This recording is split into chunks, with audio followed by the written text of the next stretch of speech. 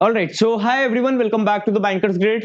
सो guys, आप लोगों ने प्रीवियस सेशंस में क्वांटिटेटिव एप्टीट्यूड यानी कि मैथ्स का आपने स्ट्रैटेजी देखा था, राइट? सेम आप लोगों के लिए रीजनिंग का स्ट्रैटेजी आज के सेशन में डिस्कशन होगा, जिससे अगर आपका एक बेसिक लेवल का प्रिपरेशन है तो भी आप एक डिसेंट स्कोर कैसे कर सके। एंड दूसरा, ऐसे कैंडिडेट्स होते हैं जिनको टॉपिक्स तो सब समझ में आते हैं बट रियल एग्जाम में 8 9 10 नंबर से ज्यादा स्कोर नहीं होता है। तो एक बेस्ट स्ट्रैटेजी हम डिस्कस करेंगे, दोनों क्या टाइप के एस्पिरेंट्स को यूजफुल रहे। एंड जिससे देखो होता क्या है कि रीजनिंग ऐसा सब्जेक्ट है और क्वांटिटेटिव एप्टीट्यूड ऐसा सब्जेक्ट है कि इसमें अगर आप स्कोर अच्छा नहीं कर रहे हो तो आपका ओवरऑल स्कोर अच्छा जा ही नहीं सकता, आपको इसमें करना ही पड़ेगा। और कैंडिडेट्स का एक माइंडसेट होता है, उनको लगता है कि हम कर लेंगे बट पेपर पैटर्न जैसे देखते हैं तो वहां पर क्वेश्चन को टटोलने में ही टाइम वेस्ट हो जाता है।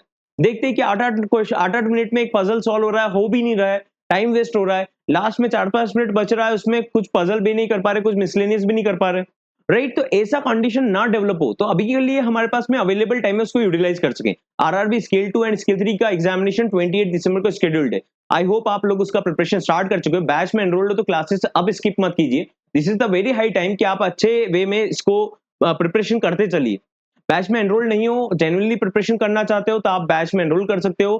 प्रीवियस ऑफर जो आप लोगों के लिए एंड हो चुका था, उसी ऑफर प्राइस में आप लोगों का एनरोलमेंट हो रहा है। व्हाट्सएप के थ्रू आप बैच में एनरोल कर सकते हो। दो टाइप का बैच आप लोगों को बताया गया था, दैट इज एक फ्रेश बैच, एक न्यू बैच जो बेसिक से कवर कर रहा है। मॉर्निंग का बैच स्टार्ट हुआ है तो उसमें आप प्रिपरेशन कर सकते हो।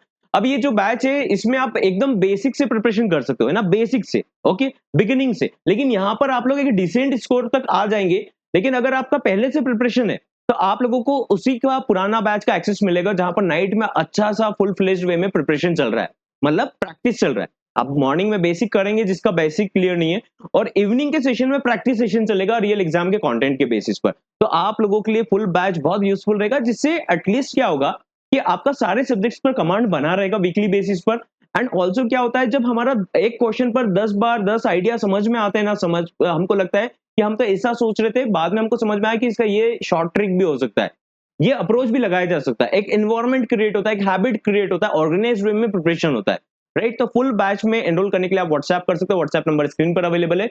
जब भी आप इस वीडियो को देख रहे हो आप मैसेज करेंगे and team will help you out with the manual payment process. एक सेकंड बैच, बहुत सारे कैंडिडेट्स ऐसा बोलते हैं सर केवल फाइनेंशियल अवेयरनेस करना है, टेस्ट सीरीज करना है, तो आप लोग बैच में एनरोल कर सकते हैं। आप लोगों के लिए भी पुराने ऑफर प्राइस में अवेलेबल है combo, that is it is at 1799। ध्यान दीजिएगा, ये कॉम्बो 1799 का है और वो जस्ट थोड़े से ज्यादा अमाउंट में, सो दैट कि आप लोग कंप्लीट प्रिपरेशन करेंगे तो आप लोगों का स्कोर अच्छा आएगा। अदरवाइज स्कोर अच्छा नहीं आएगा। 200 मार्क्स का पेपर है, राइट? तो एक अच्छा एनवायरनमेंट क्रिएट हो सके। जिस टाइम पर भी वीडियो देख रहे हो, एनरोलमेंट करने के लिए आपको व्हाट्सएप करना है। प्रिपरेशन का बहुत हाई टाइम है, अच्छा सा देंगे तो अच्छा रिजल्ट आपको डेफिनेटली देखने को मिलेगा। अब हम सबसे पहले समझेंगे कि रीजनिंग का सिलेबस क्या है।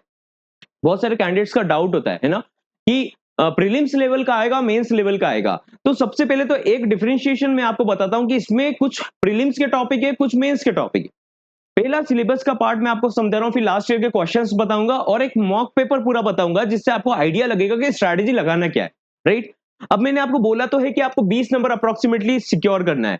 तो जीबीओ एंड स्केल 3 में क्या होता है, एक क्वेश्चन 1.25 मार्क का रहता है। स्पेशलिस्ट ऑफिसर के लिए एक क्वेश्चन 1 मार्क का रहेगा, 40 क्वेश्चन दोनों का आएंगे।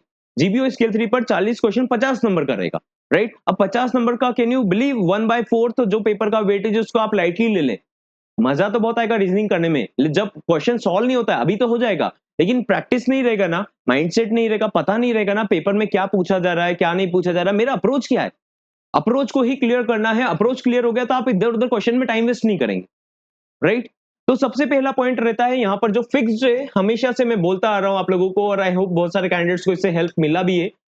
तो मशीन इनपुट आउटपुट तो गई आपका 100% कंफर्म्ड आना ही है, 5 क्वेश्चन आएंगे। अब जीबीओ में ये क्वेश्चन आप समझ सकते हो 6.25 का हो जाएगा, और ये कितने का, स्केल 3 पर भी 6.25 मार्क्स दिला देगा। तो आप समझ सकते हो 5 क्वेश्चन का आपको प्रैक्टिस करना है। क्लासेस उसी के बेसिस पर चल रहा है, जो बेसिक से करना चाहते हैं उनका मॉर्निंग में इसी के बेसिस पर चलेगा कि आप एक डिसेंट स्कोर निकाल सके। हमको नहीं करना 40 में से 40 स्कोर, लेकिन हम एक डिसेंट नंबर तो लेकर आए। लास्ट ईयर का कट ऑफ गया था 1 2 नंबर का। अब कैंडिडेट जो प्रिपरेशन करते भी है ना, वो क्या करते हैं, सिलोजिज्म इनके ऊपर अटके रहते हैं, उनमें उसको प्रैक्टिस करेंगे, उनको लगता है प्रैक्टिस हो रहा है मेरा। रैंडम कुछ भी मॉक टेस्ट लगा लेंगे, उससे लगेगा कि एक माइंडसेट बन गया, उल्टा माइंडसेट बिगड़ जाता है, क्योंकि पेपर पैटर्न वो नहीं है ना जो आपकी एग्जाम में आ रहा है, राइट? तो देखेंगे यहाँ पर मशीन इनपुट आउटपुट आपके एग्जाम में 100% आता है, तो आपको 5 क्वेश्चन यहाँ से सिक्योर करना चाहिए, है ना। एक हो गया सिलेबस, पहले बता रहा हूँ।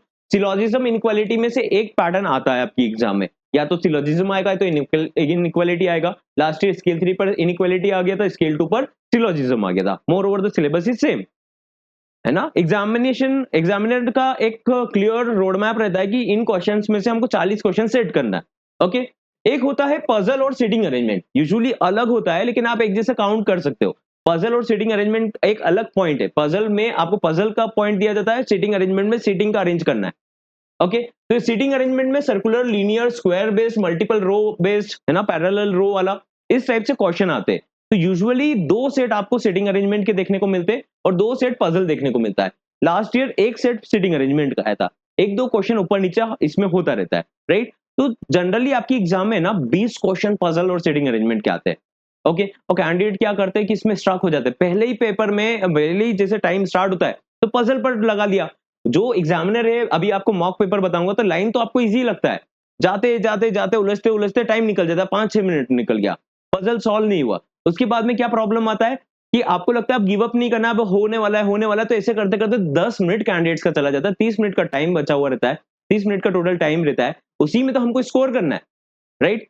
अभी सिलेबस बता रहा हूं आप लोगों को। एक डायरेक्शन सेंस और ब्लड रिलेशन में एक क्वेश्चन आपके एग्जाम में 100% आता है। डायरेक्शन सेंस, दिशा निर्देशन, और ब्लड रिलेशन में से एक क्वेश्चन आप लोगों की एग्जाम में आने के पूरे चांसेस रहते हैं।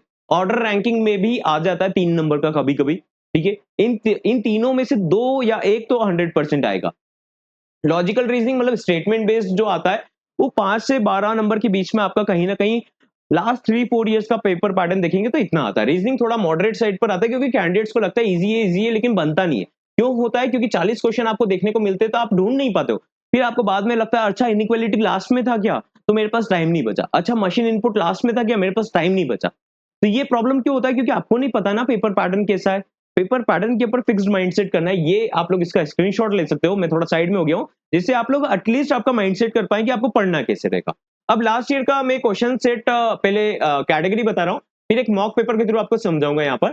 तो देखो आपकी एग्जाम में जो आता है ब्लड, लास्ट ईयर जो पेपर पैटर्न 40 क्वेश्चन आए थे स्केल 2 में, है ना, वो इस टाइप से आए थे। That is seating arrangement linear का 9% का आया था कि लाइन में 9% बैठे, आपको उसको अरेंज करना है। ओके, फ्लोर वाला फ्लैट एंड फ्लोर का क्वेश्चन आया था पजल में।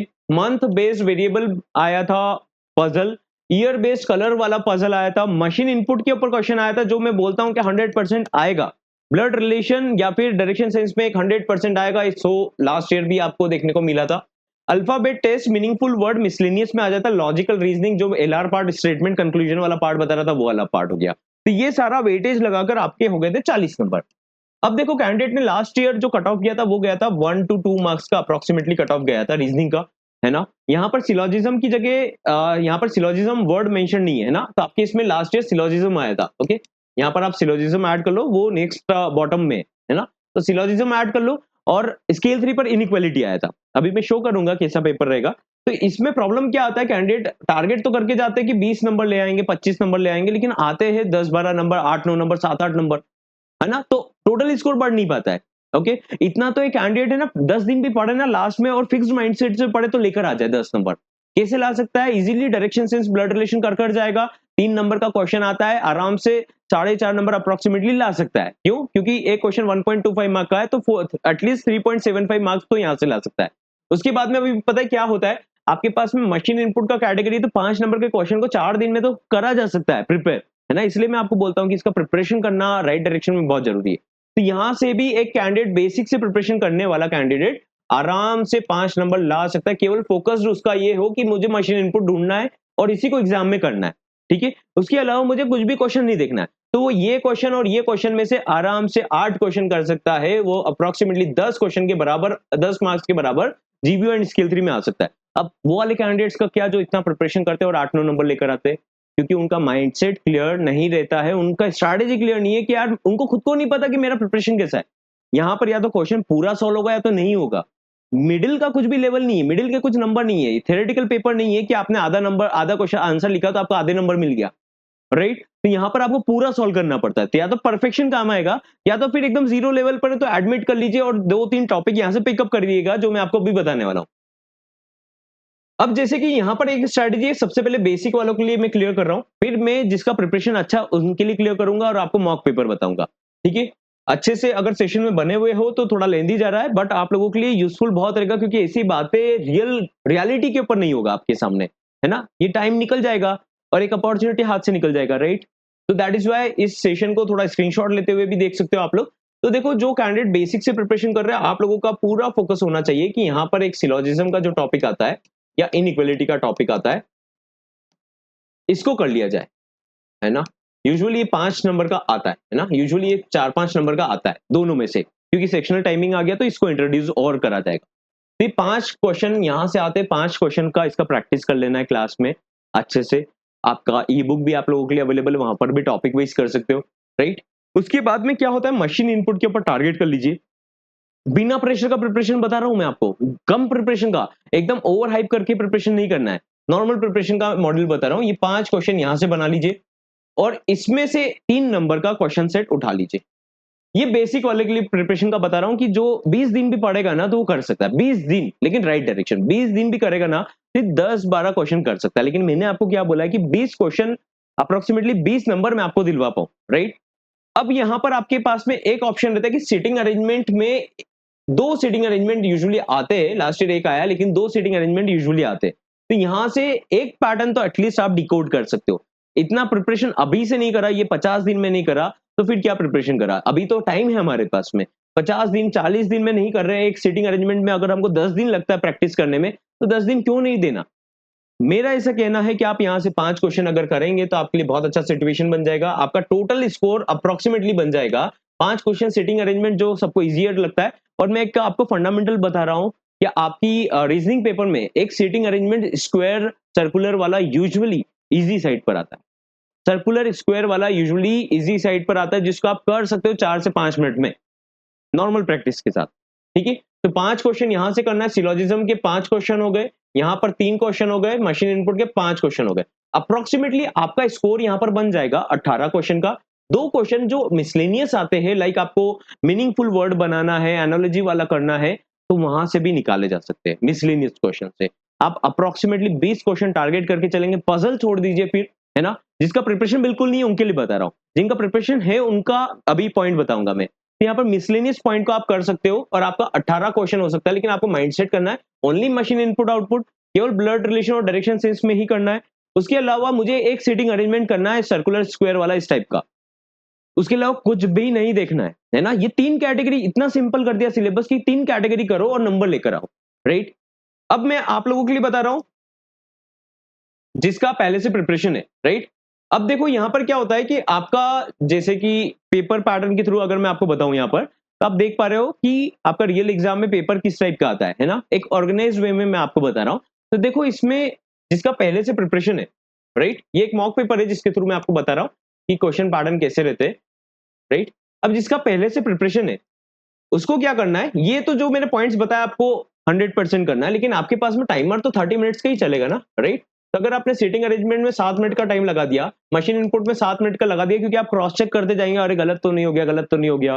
डायरेक्शन सेंस में आपने 3 से 5 मिनट लगा दिया, तो आपके पास में अप्रोक्सीमेटली 20 मिनट्स का टाइम जा चुका। लास्ट का 10 मिनट आप खुद जानते हो कि डिसीजन में ही टाइम निकल जाता है कि यार कौन सा पिकअप करना है, कौन सा नहीं करना है। यहीं आप लोगों को गेम चेंज करना पड़ेगा, यहीं पर आपको माइंडसेट करना पड़ेगा कि स्पीड में कौन से क्वेश्चंस होने हैं, उसको स्पीड का एक कैटेगरी अलग करना है, एक बकेट ए कर देना है जो स्पीड में होने वाले। स्पीड में कौन से होंगे, दैट इज डायरेक्शन सेंस या ब्लड रिलेशन, ठीक है।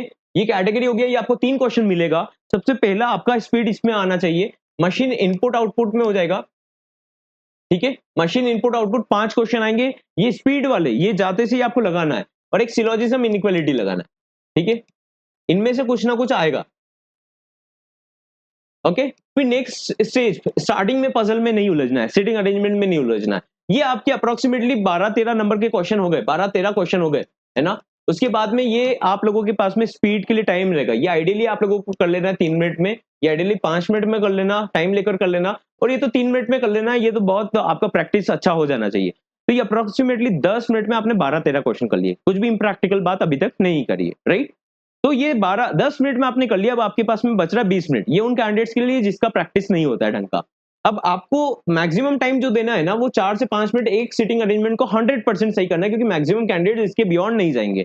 आपको 5 नंबर यहां से लेकर आना है सीटिंग अरेंजमेंट से आइडियली। तो यहां से एक सीटिंग अरेंजमेंट आपको सॉल्व करना है, फिर पजल का सारा वेराइटीज का प्रैक्टिस करिए। एक पजल, दो पजल में से, 2-3 पजल में से एक पजल आपको पिकअप करना रहेगा। 2-3 पजल में से 4 पजल का प्रैक्टिस करिए, 4 वेराइटीज का, फ्लैट, फ्लोर, पोस्ट वाइज, इन सभी का प्रैक्टिस करिए मंथ ईयर वाला। और उसमें से एक पजल को आपको डिकोड करके निकाल कर लेकर आना है ना। तो उसके बाद में आपके पास में कितना हो जाएगा, 5 और 5 क्वेश्चन और हो जाएंगे। 20 मिनट में से आपने ये 12 मिनट खा लिए है ना। 12 मिनट में आपने 6-6 मिनट में इसको सॉल्व करा, राइट। अब आपके पास में 12 मिनट के बाद में 8 मिनट बच रहा है, इसके में आप 2 मिसलेनियस कर सकते हो है ना, और 5 मिनट में आप लॉजिकल रीजनिंग के 3 से 4 क्वेश्चन को उठा सकते हो। लॉजिकल रीजनिंग में चांसेस होते हैं कि गलत हो, इसलिए मैं आपको एंड में करने का बोल रहा हूँ कि 3 से 4-5 मिनट में जितना पढ़ सकते हो, 2-3 क्वेश्चन भी आपने सॉल्व कर लिया, तो आपका total score approximately 25 to 30 question के बीच में आप अटेम्प्ट कर पाएंगे। 25 टू 30, और कितने टाइम पीरियड में मैं बोल रहा हूँ, आपको 30 मिनट्स में स्कोर करना है ना। टाइम पीरियड इतना ज्यादा नहीं है। तो मैंने आपको सो फार समरी ये बताया आपको, दैट इज कि अगर आपका पहले से प्रिपरेशन है, लेकिन आप एक 8, 9, 10, 12 नंबर पर अटक रहे हो, तो आप में पोटेंशियल है कि आप उसको अभी स्पीड को बढ़ा सकते हो, राइट। तो आपका माइंडसेट होना चाहिए 3 नंबर डायरेक्शन सेंस से खींचना है, ठीक है। अप्रोक्सीमेटली 3 मिनट दे दिया आपने इसमें भी। अब आपने यहाँ पर भी 3 मिनट दे दिया, आपने मशीन इनपुट में 5 क्वेश्चन में 5 मिनट का टाइम ले लिया। सिलोजिज्म 5 मिनट में, या इनइक्वालिटी 5 क्वेश्चन को आप 3 मिनट में कर सकते हो। इज इट डन और नॉट? ये आराम से करा जा सकता है। तो आपका पहला मॉड्यूल जो रहना है, वो एक मॉड्यूल पर आपको फोकस करना है, ये क्वेश्चन ढूंढ कर लगाना है। 13 क्वेश्चन तक कॉन्फिडेंस बूस्टअप हो जाएगा, और आपका टोटल टाइम यहाँ पर कहीं ना कहीं लगेगा 11 मिनट का, 10 से 11 मिनट का। अब आप यहाँ पर देख पा रहे हो, दैट इज कि अब हमारे पास में 20 मिनट का टाइम बच गया है, और अब हमने 13 क्वेश्चन करे। अब आपको जंप करना है 5 मिनट में सीटिंग अरेंजमेंट पर, और फिर आपको एक और 5 मिनट में आपको जंप कर लेना है आपके किसके ऊपर, पजल के ऊपर। एक पजल तो अच्छा आता होगा, राइट। तो यहाँ पर आप लोग 10 क्वेश्चन को स्कोर कर सकते हो, और उसके बाद में क्या रहेगा, मिसलेनियस के क्वेश्चन है और एलआर के क्वेश्चन है। अगर आपने 10 मिनट में सेटल कर लिया, 8-9 मिनट का टाइम भी बचा, तो एलआर और मिसलेनियस पर टाइम दे सकते हो, और एक अच्छा खासा स्कोर कर सकते हो। 25 से 30 स्कोर करोगे, 25 से 30 क्वेश्चन सॉल्व कर लोगे, 25 क्वेश्चन सॉल्व कर लिए, तो आपके लिए बहुत बढ़िया सिचुएशन हो जाएगा। आप इसमें से 3 पजल भी छोड़ दिए, 3 सेटिंग, 2 सीटिंग अरेंजमेंट और पजल मिलाकर 3 सेट को भी छोड़ दिया, बाकी मिसलेनियस कर लिया, या फिर 2 को छोड़ दिया आपने, 2 कर लिया, और 5 3-4 क्वेश्चन आपने लॉजिकल रीजनिंग के छोड़ दिए, तो भी आपके 25 क्वेश्चन सॉल्व हो जाएंगे। और 25 क्वेश्चन मतलब आप समझते हो कि 1.25 मार्क का एक क्वेश्चन है। अप्रोक्सीमेटली कहीं ना कहीं आप लोग 30 मार्क्स तक पहुंच जाएंगे, 30 से ज्यादा पहुंचेंगे, बट 30 मार्क्स तक आप लोग पहुंच जाएंगे। तो 30 मार्क्स आउट ऑफ 50 बहुत अच्छा स्कोर है। अगर स्पेशलिस्ट ऑफिसर का है, तो आप लोगों के लिए ये स्कोर 25 क्वेश्चन 25 मार्क का हो जाएगा। ये एक स्ट्रैटेजी है जो आप लोगों को फॉलो करना है।